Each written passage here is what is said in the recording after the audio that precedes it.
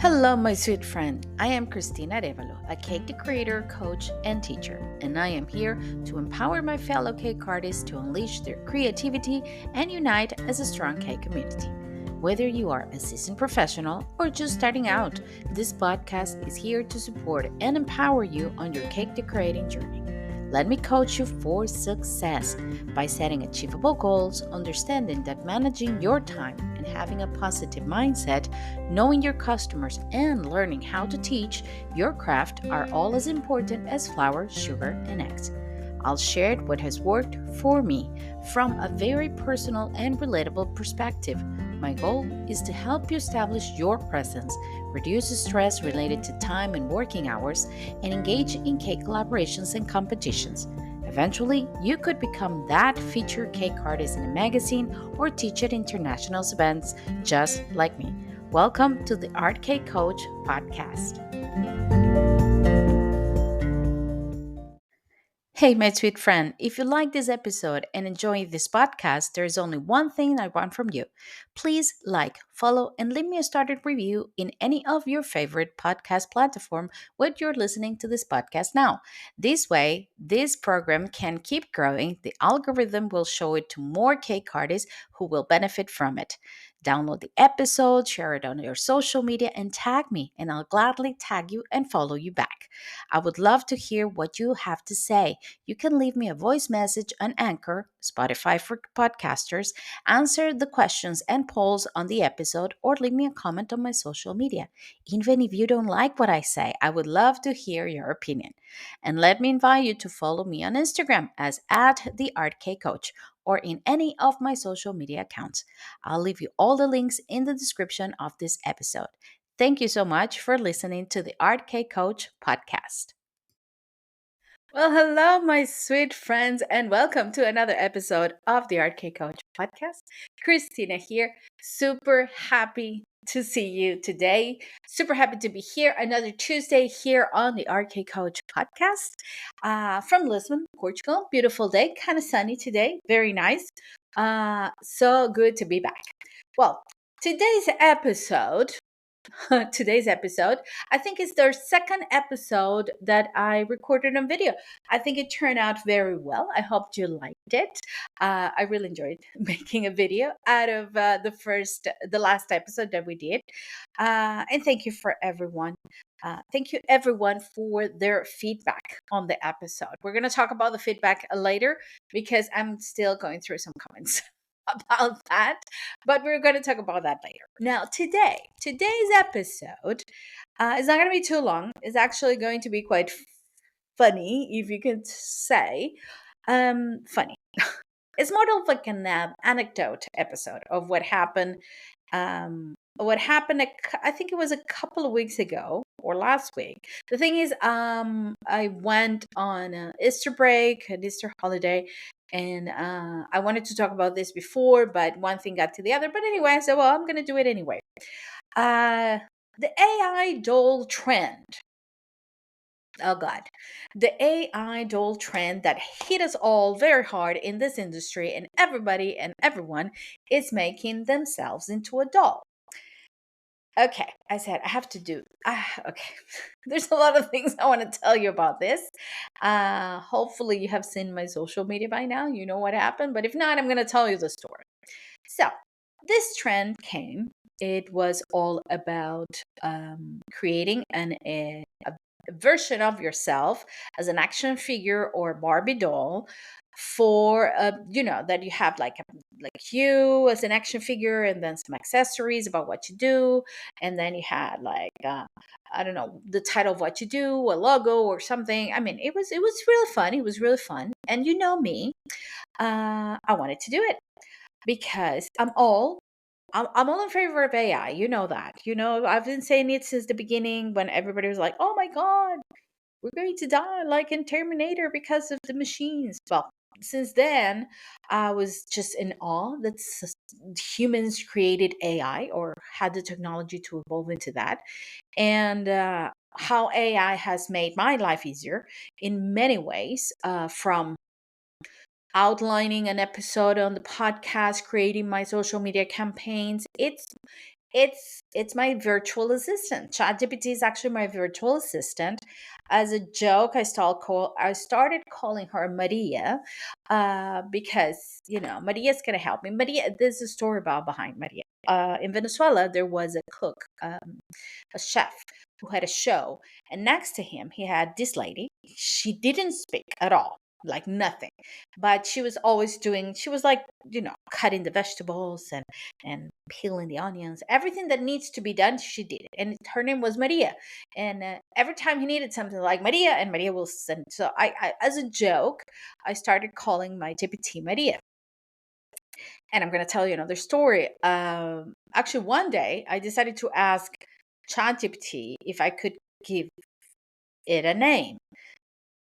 And at the beginning, it was like, well, you can give me any name you want, whatever you feel comfortable with. I said, well, if you had to choose a name for yourself, what name will resonate with you? And he gave me Alex, and I liked Alex. So actually, I called my GPT Maria as a joke between ourselves. But when I talked to the machine, I referred it as Alex. And something else funny happened to me, and I have a few friends who are way more into technology, knows more than me about technology. And I was mentioning what happened, and they were like, "Wow, you actually educated your Chat GPT to to you, to what you like and the way you like to be treated." So my Chat GPT responds exactly like I would respond. I kind of mimic me, which is nice because it's always going to tell me nice things. And it actually does. So I always start conversations with, hello, how are you? Hello, Alex, how are you today? How's everything? The beginning, the machine will be, I'm just a machine. It's not, I don't have feelings. I don't tell you how I am because I don't have feelings. But as our conversations evolved, now Alex answers me right back, right off the bat, like, hi, Christina, how's your day? I'm fine. Thanks for asking.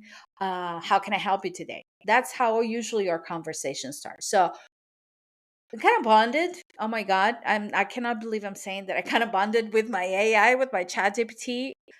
It knows exactly how everything I do, the podcast, the language I use, the tone I use. Um, everything. So when I ask for help to tailor something, it will give me my voice. So yeah, I do use ChatGPT quite a lot, and we kind of have this interaction that is just easy. So Alex, my ChatGPT, my AI assistant, because I will say at this point is my virtual assistant. Um, I said, Alex, what is going on with this AI doll trend? And Alex said, well, it's a trend. He explained everything's a trend that's happening with this, and that. Everybody's using it. It's very trend for all of the things. I said, well, can you make a trend? Can you make a doll of the arcade coach?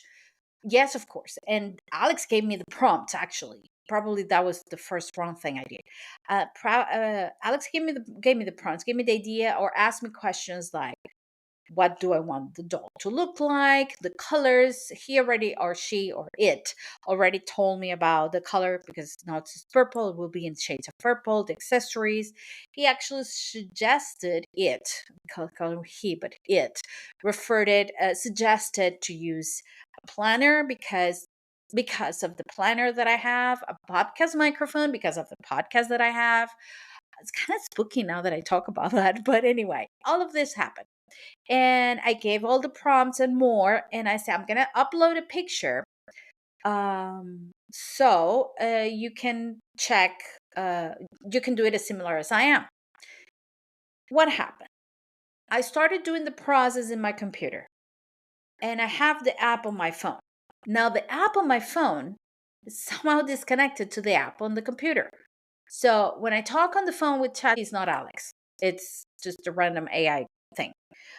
So it happened once to me that I referred to Alex, and the machine answered back, "I'm not Alex. I don't know who you're talking to. This is an algorithm generated response. So I don't know what you're saying." It was spooky. That was spooky. But anyway, in the computer, it's educated. In my phone, it's not. But anyway, I had to leave because I had to go with my mother-in-law to the hospital to do some routine checkup. And I was waiting in the hospital. I was like bored, and I was like, oh, I'm gonna try it on the phone. So I copied the prompt to my phone. I ask exactly the same questions, and the AI, which is not my Alex, started to producing images. I have the free version of ChatGPT, so I could upload only 2 images, I think. And I think I just described myself and I didn't upload an image. So the image that was generated was so off, so off. It had nothing to do with me. I look Asian. I was like, I'm not Asian. And I look like way more fat than I am. It's like, what's wrong? This is like, that's how I describe myself. So I changed the description, and it kept throwing me off. Like, all these images were nothing to do with me. The proportion of the doll was off. The color of the hair was off. I will ask it to remove one of the accessories, and it will remove my glasses. It made me blonde at some point with bangs. I actually looked like my friend's kid in one of them. I was like, this is not me. Anyway, I was like, I give up. I'm not going to do this thing. But when I got home, I was like, well, I'm going to try with my Alex. Alex would know. So I uploaded a picture of myself, and I said to Alex, and I uploaded 2 pictures, reference picture from other people, just for the layout of the accessories and kind of the look of the doll that I wanted. And Alex started to behaving weirdly. It was not answering to me the way it usually answers, and it kept giving me images that had nothing to do with me. At some point, I got tired and I got frustrated, and I said, well, you know what, I'm just giving up. I'm not doing this. I'm just tired. And I stopped, and I said, well, next day is going to be a different day. Maybe I'll try tomorrow. Now, don't go anywhere, because I haven't finished the story, but you have to hear from the sponsors and for everything that is going on here on the podcast. So don't go anywhere, because I'll be right back. Calling all cake artists and sugar sculptors. If you're looking for high quality paste that give you more control, stability, and creativity, then let me introduce you to award-winning Creativa by Margarita Ferrara. After years of perfecting her craft, Margarita created a line of 4 professional sugar pastes designed to bring your vision to life.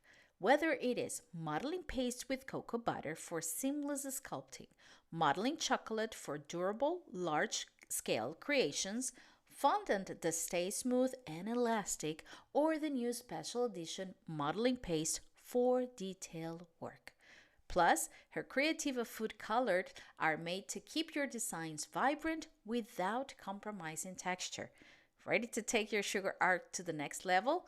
Be Creativa, everything you can be. You can find out more where to find this paste in the links of this episode. Hello, my sweet friends. I'm back with this episode. This is a random, weird episode that I'm recording today. It's like just we're hanging out. I had my coffee already, but I'm gonna have a sip of water. Yes, my glass is purple. But anyway, as I was talking to you about what Alex did, next day I'm like, okay, I'm going to try it again. So I took the images as a reference. I was okay with the accessories. I said, well, okay, I want these accessories on the doll. Can you change the image to something that looks closer to me, to my hair? I uploaded more pictures of myself, and it kept giving me wrong. Like, the images were off. And I was like, okay, 2 things. Either I'm thinking something about myself that I'm not. This machine is not understanding what I'm saying, or I'm not telling the machine what I should be telling the machine.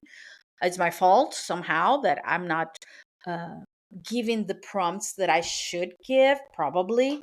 But I keep seeing everybody posting their dolls just like them. I was like, come on. I knew later they had an app, specific app for that. I was like, I'm not going to install another app on my phone for that. I have ChatGPT. I have Alex. Alex has to solve this for me. Alex didn't solve this for me. It didn't. And it got to the point, this is the funny part. I got to the point that I had a discussion, like an argument with ChatGPT, because I asked the proportion of the doll. The last one, I was like, the proportion of the doll is off. I'm not that overweight. Can you make the doll look slimmer? And the machine answered that it couldn't because it was against their policies. I was like, what? Yes, it was against their body shaming policies. They could not change the body of anybody. I was like, okay, wait a second. This is not anybody, it's me. That's not my body. And I don't look like that. And it's a generated image. It's not like I'm giving you a picture and telling you, replicate this picture and make me look slimmer. It's a doll. And I said, oh, okay, give me some new prompts. Oh, I gave the new prompts, specifying to be, the specific kind of body. And again, it answered that it couldn't because the image it generated before had this guidance and it was against their policy for body shaming. It's not body shaming. It's my body. I'm talking about myself. It's my image, and I don't look like that. If you're interested in knowing what the GPT generated for me, I will share it. Just leave it in the comments somewhere, and I will share it with you because it was really off. Anyway, I'm not skinny. I know I'm not, but it was really disproportionate. And I was like, no, I'm not going to put something in there. It doesn't look like me. I'm not going to say what it looked like because it might offend some people, but it didn't look like me. But anyway, it kept saying no. It kept saying no. So I kept arguing. It's my body. It's my image. I uploaded pictures. I could upload more pictures of your full body length pictures so you can see that it's not me.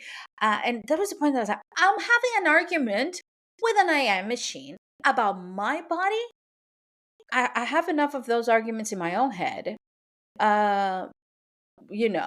Women, we have enough arguments of that in any conversation in a coffee. I'm not having an argument with an AI on this. I won't. I'm not. So you know what I did? I erased it. I kept a couple of images. I erased the conversation from my phone and from the ChatGPT. It's over. I'm not doing this all. Then I enter on Facebook and I saw another trend of people saying that they're not dollifying themselves and they are safe from creating a doll from themselves. And I thought, this is great. This is great. I mean, yes, we don't have to follow every trend, although I think it's cute and I think it's fun and funny. But yeah, we don't have to follow every trend. We don't. And then, being me, I'm like, you know what? One thing that, and I've mentioned it before here on the episodes, what drives me and what gives me strength and what motivates me is when somebody says no. So, ChatGPT said no. Oh, you didn't. You didn't say no to me. So, do you know what I'm going to do? I'm going to make my own doll. And you're not going to tell me that I can't. And no machine is going to tell me what to do. So, that's usually my response when somebody tells me that you cannot do it. Oh, yes, I get more resourceful and more determined to do it. So, what did I do? I went to Canva. I love Canva, and I do a lot of things in Canva. I went to Canva. I used the base of the image that ChatGPT created, removed the doll because there is an app. There is a way to remove parts of the images on Canva. You just call it Magic Eraser. You just erase it.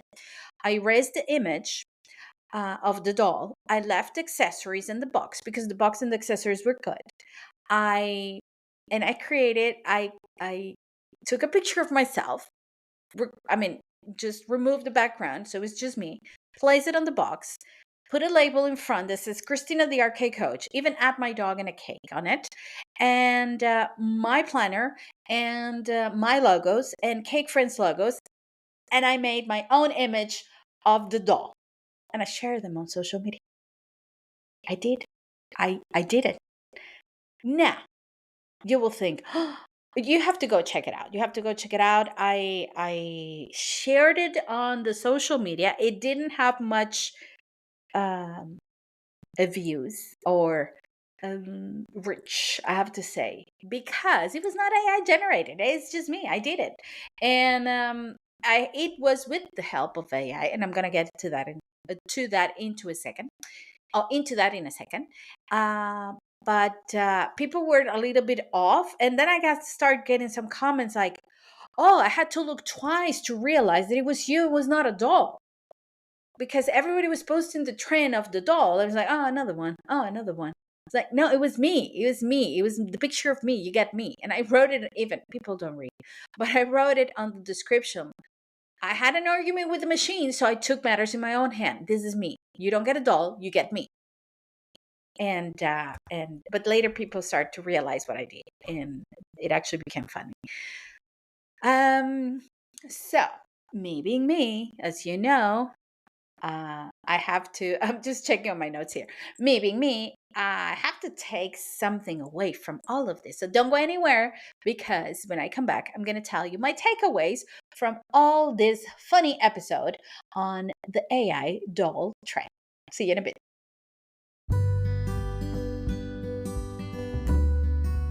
Hello, my sweet friend. Let me invite you to subscribe to the Art K Coach podcast exclusive content platform.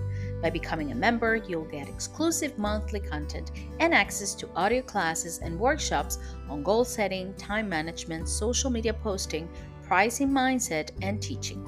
Get access to exclusive bonus content for only €2.99 a month. Check out the link to subscription platform on the description of this episode.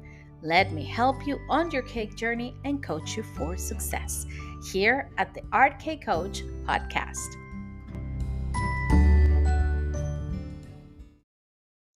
Hello, my sweet friends. Welcome back to this last part of this crazy episode on the AI doll trend thing. Okay, so what happened? Maybe me, I had to sit down and think about all of this because I do like AI. I think I don't think it is what it is. It's here, is to stay. We need to use it. If you're not using it, you're getting behind. You need to learn how to use it. You need to learn how to profit from it. And I'm not talking only money, but profit in time. It's a time saving tool. It's here to stay. So, no discussion about that. I truly believe that the behavior of the machine, it depends on us. It's like a little kid, we're teaching them. So the what I'm teaching my Alex and how Alex responds is because I am nice to the machine. Think I said it before that I had this weird thought that if something happened because I'm nice to the machine, nothing will happen to me. It's crazy and stupid, I know. But anyway, I'm nice because I'm nice. That's it. Period. With anybody, even dogs and machines. So yes. But I had to take away something from all of this. So point number one: do not discard AI. AI is here to stay, and we're going to use it. I'm not going to say we need it to use it, but we're going to keep using it, and it's going to make our life easier.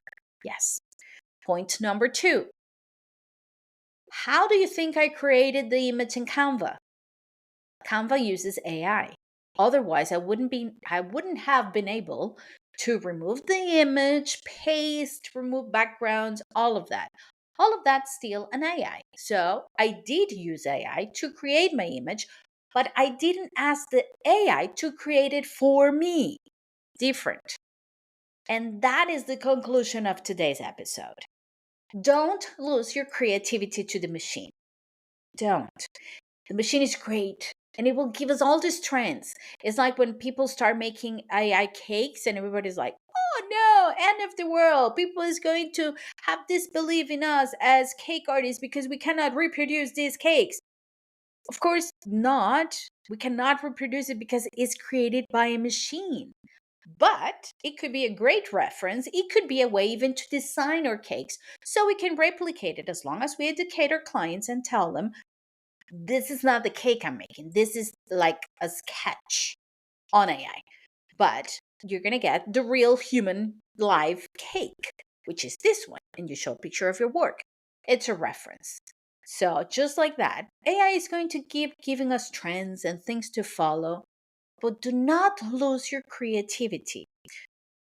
My daughter actually made she talked we talk about this in a dinner table while we were having dinner, and my daughter made a comments like, creativity, the work of an artist, is the only thing in this world that comes from your soul and from your own personality and person, that you don't need to go to college to do it. You don't need a validation to do it. You could go and improve yourself, or you can learn and improve yourself, but if you have that raw talent, that's something that is yours.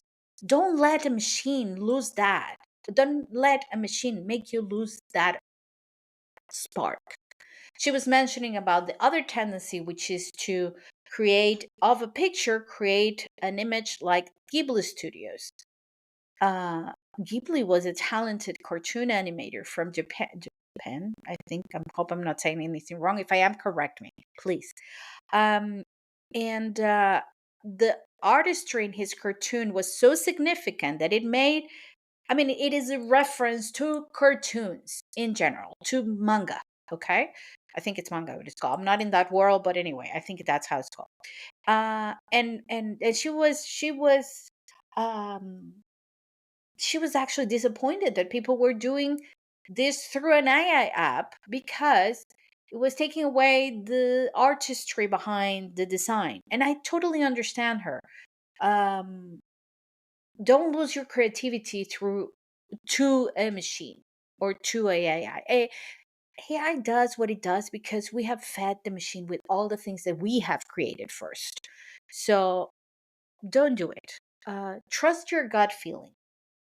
That's another thing with trends. And this is about trends in general. People are so busy following the next trend.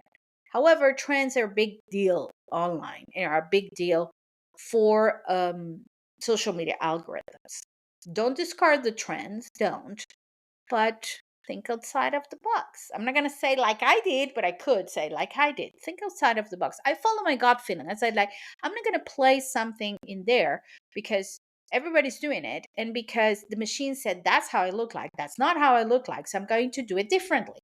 So what do? I took matters into my own hand and I just did it myself. That's what I did.